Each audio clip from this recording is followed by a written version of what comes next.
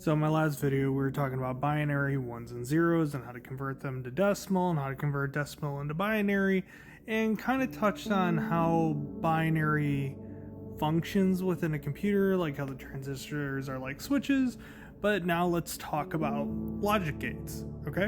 And we'll dive a little bit more into the whole binary topic. So your computer is not receiving ones and zeros indiscriminately through a line. That's not data. Data is described as there being a current and an absence of current. So we'll have this at 0 and this at 5. So this will be volts within your computer. So what happens is if the voltage is flat, it'll receive this as 0, okay? Then it'll bounce and notch, and it'll oscillate through these current variables rapidly, like billions times a minute. It's ridiculously fast. I couldn't tell you exactly.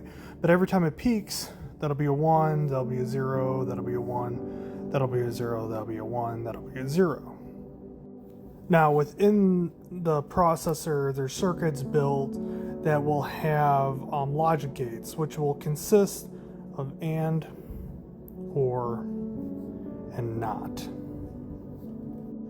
Okay, so within your processor, you will have switches, okay?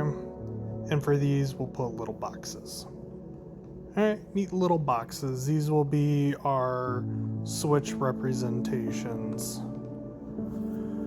Okay, so for and, if both switches are activated, it will output a 1. Okay?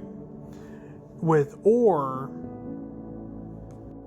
if one of the switches represents 1, it'll output a 1, or vice versa. It could be a 0, obviously, if neither are activated. With not, whatever it is, it'll be the inverse of it. So if this is unlit, it will light it and output a 1. So like for a not, 0 equals 1, 1 equals 0.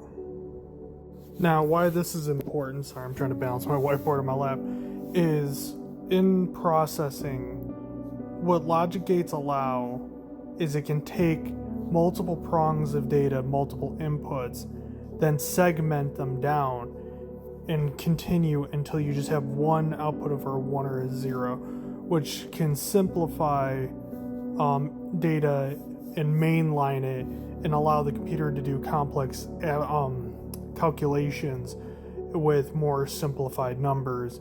And so what allows this information to pass is you'll have blockades of logic gates, and as it matches, it'll allow energy to pass if it's like a 1 or a 0, and then what it'll do is interpret what is left.